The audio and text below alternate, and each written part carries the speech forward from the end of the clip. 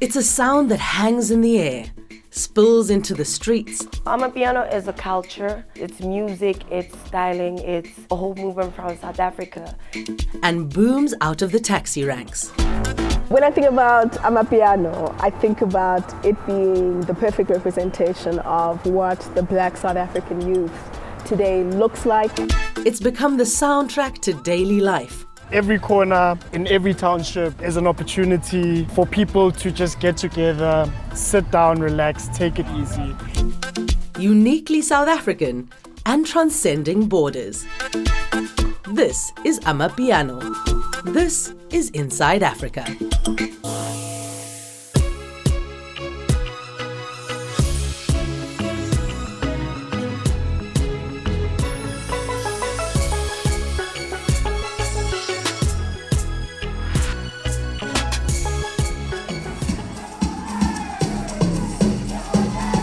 Born in the townships of South Africa, rooted in the Gauteng region, is the distinctive sound of Amapiano, a genre of music making waves across the country and beyond. The deep house, log drum-driven bass line, paired with the jazzy, soulful sound of high-pitched piano melodies, can be heard seeping out of car windows in city streets and overflowing from clubs. Understanding the style of music means understanding the sounds that influenced it. We need to take it way back where the foundation is. Amapiano, which means the pianos in the Zulu language, draws from Kwaito, another style of music that merges house beats with hip-hop. One of the pioneers of Kwaito is South African producer and record label owner, Oskido. In 1994, the younger generation that time, we started creating our own music, which we called Kwaito. So we used to take house music and then we slow it down. And then from there, we started reprogramming that music. But we're tired of singing these political songs. And then we started putting in our own lyrics, talking about things now which were affecting, the masses out there. So therefore, that sound was born. A sound that told the story of what was happening in the townships. But fast forward now, after 26 years, 25 years, these young kids, they go back to where we started in 1994, because the music was now up-tempo, They started slowing down the music, started programming, having their own groove, and boom, here they are. It is believed Amapiano began in 2012. By early 2019, the underground sound was booming on radios and in clubs across South Africa. But it was during the COVID-19 pandemic that the genre really took off. When we speak about the origins of Amapiano, it's quite a long drawn argument in terms of where does this stem from. Perhaps it comes from the Gauteng region where its origins can be traced.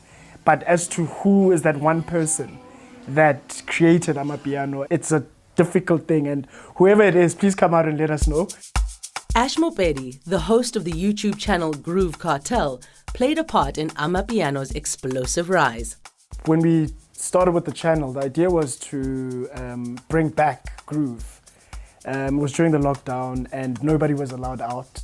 Initially, the conversation around what type of music are we going to present, and what we then told ourselves was, as a crew, let us respond to what the streets are listening to. And that's what we did. That's how we got into it. We started off with house music, which we can say is one of the originators of Amapiano. And then we did Amapiano after that. We did hip hop. And as the show was growing gradually, we noticed that there's a big spike with Amapiano. And obviously we're like, okay, so this is what the streets are actually responding to. Perhaps we should rather say it started on the streets. Because initially, the Amapiano producers, they used to produce in like small shack-like rooms, back rooms at home. And what they're pumping out is resonating with a growing fan base. Not only because of the infectious sounds, people are also attuned to the message in the music. It evolved from being strictly instrumental with the addition of vocals that added to its appeal, its relevance and resonance to the people, because you're speaking about struggles that are common to all of us. At a surface level, you might just think it's about the bottles and whatnot. It's not really about that. It's about the struggles of the hood, where all of us come from. And this is what the producers are telling you. It's like we all come from there. And now we're living in Sandton-like areas. We're living in the burbs. And we're eating slightly better. This is us living the dream. And they're able to share that story in a way that's not so depressing. With all the stress and tension and depression that's going on in the world, Amapiano is the equalizer. It's a place where everybody can call home and they get to breathe and relax. You know, there's a feeling that, you know, tomorrow will be a better day. For Ashmopedi and many others, there's a pride in Amapiano. And that's what the township actually is. You know, it represents the beat of Africa. And Amapiano, as a genre, represents that. It represents the beat of Africa. Everybody gets it. You don't have to work hard to get Amapiano.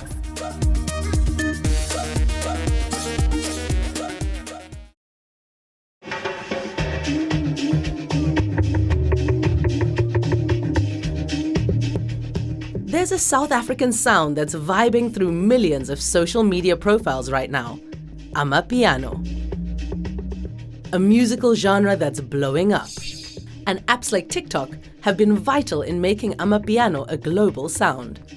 In December of 2021, Amapiano flexed its musical muscle, becoming the most popular hashtag on the popular platform in South Africa, which contributed to more than 1.6 billion views. Amapiano on TikTok in South Africa is actually the biggest music genre on the platform. We haven't seen a local music genre take over a platform in this kind of huge escalation in a very long time.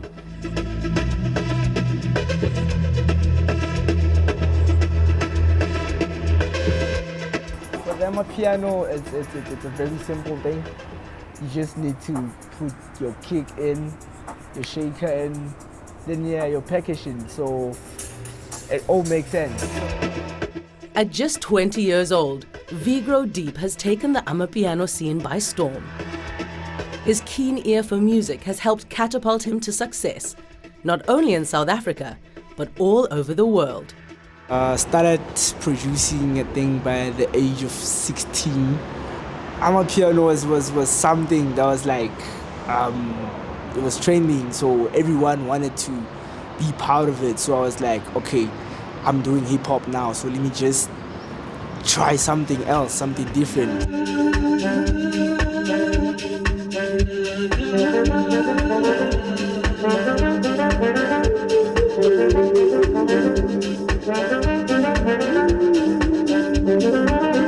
A few years later, Vigro produced his first hit and has quickly become one of the most recognizable figures in the genre. My favorite part of what I'm doing is that I like music, and then I be happy when I play a song that I just did in my studio, a song that I did with no one, no crowds, no reactions, and then the next thing, boom, a whole bunch of 100 people that dance into it. Music is a spiritual thing, and yeah, so might have a calling for it. And music is music. At the end of the day, you can just make something without even thinking straight or without doing nothing. So you have to like be in your mood, be like in your own space so that you understand what you're doing. With his music commanding dance floors, Vigro is pushing himself and the Amapiano sound beyond the African continent.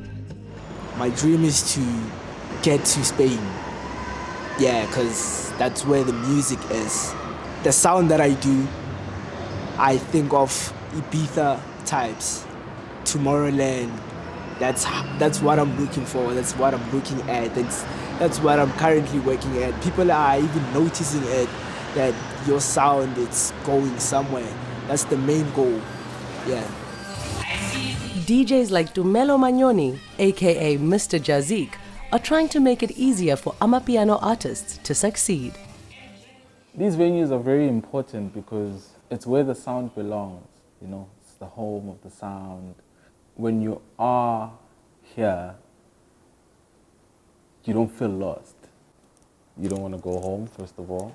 You're just like, why are they switching off the music? Manyoni owns Junk Park, a venue giving Amapiano artists the space to showcase their talents while also networking.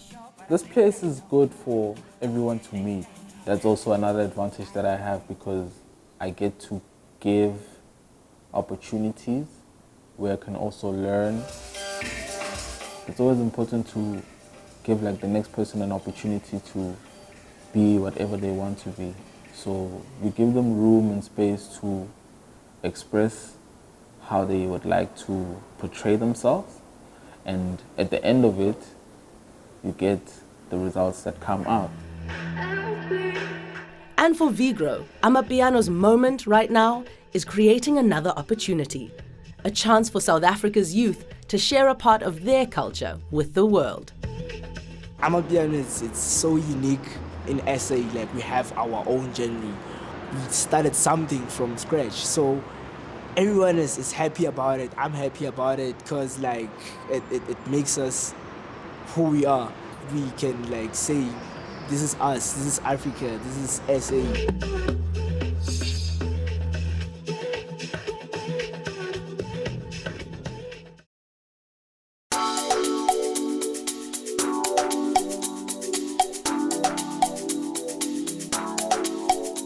As the distinctive sounds of Amapiano ring out in townships across South Africa, the airy and jazz-infused dance music is also gaining popularity worldwide. Once a male-dominated musical genre, over the last few years, Amapiano has seen the spotlight shine on more and more women who are stepping onto the scene, DJing, dancing, singing, even designing clothing that takes inspiration from Amapiano. People are interpreting the music. All of these things really work to engage all the senses. Dance is huge on TikTok. There's a new dance being done to songs every day. Bontle Modisele is no stranger to dance and social media and says she's been a dancer for 16 years, amassing a large following on TikTok and Instagram, which she uses to showcase Amapiano dances that pay homage to the past. The visual representation of Amapiano is such that it breeds from a ground of familiarity. You see the marriage of all these different cultures coming in. I think the beauty about Amapiano is that it doesn't demand you to be the best dancer in the world. That's why I say it's so inviting. It's so infectious. It's simple, it's easy. It feels like a connection of sorts, you know, and it allows you to express yourself. As with most music genres, there are signature dance moves associated with it. So if you want to get into the groove of Amapiano, okay, don't be disheartened. This is one of those styles that is super, super simple. If you take the foundation of Amapiano, there is a certain bounce to it. And that bounce, people refer to as the pouncing cat. So you're going 1, 2, 3, 4. 1, 2, 3, 4. So that's as simple as what your legs are doing, right? Where the pouncing cat comes in, your arms give a motion like that. Okay, so this is what you're doing. So it's as if you're rowing. So now you move away from the pouncing cat into something a little more fun, okay? So you raise your arms, and to music you would go, hey, hey, hey.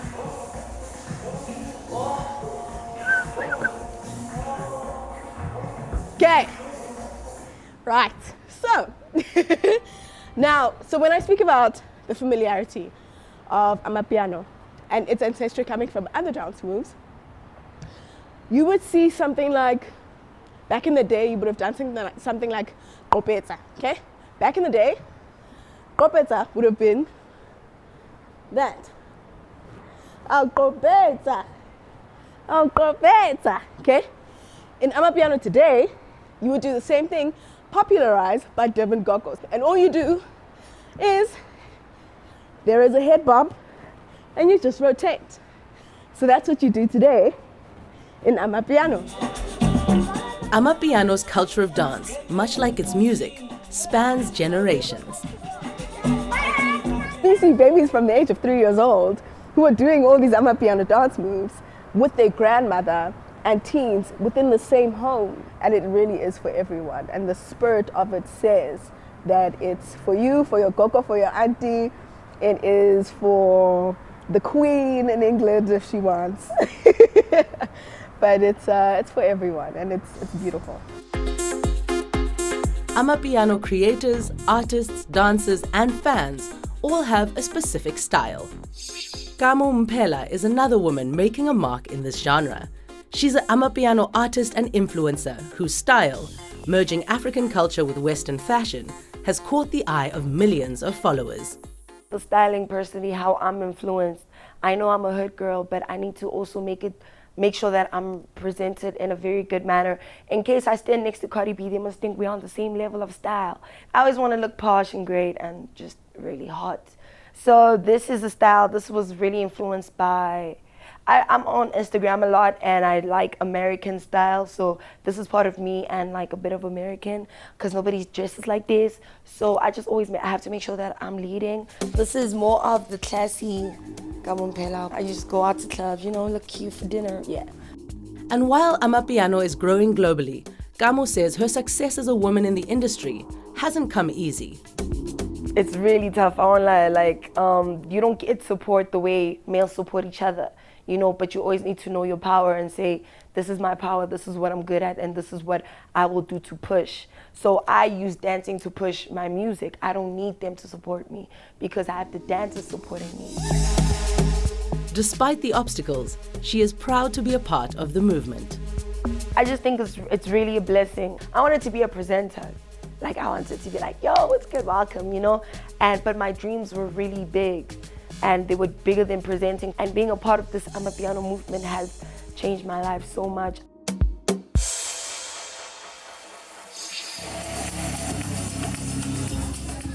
Deben Gogo is one of the first women to be successful on the Amapiano scene. Her songs have gone platinum. She's respected as a DJ, a dancer, a performer, and a trailblazer for women in the genre.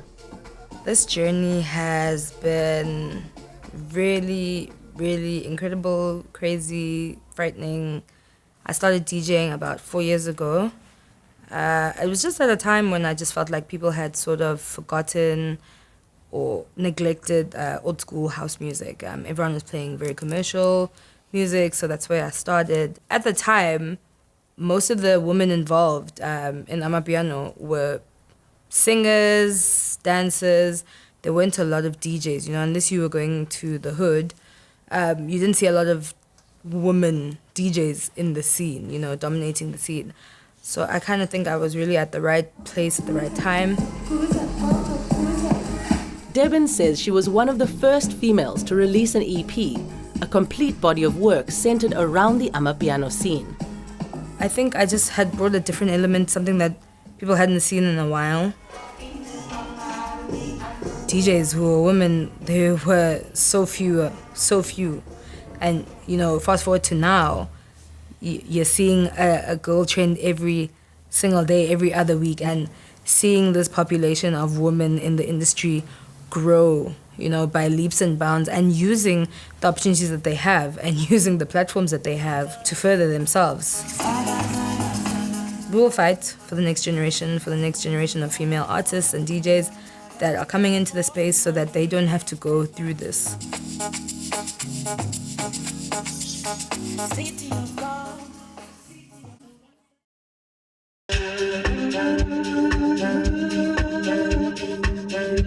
Not only are the distinctive sounds of Amapiano creating a movement, the genre has now changed the music industry in South Africa.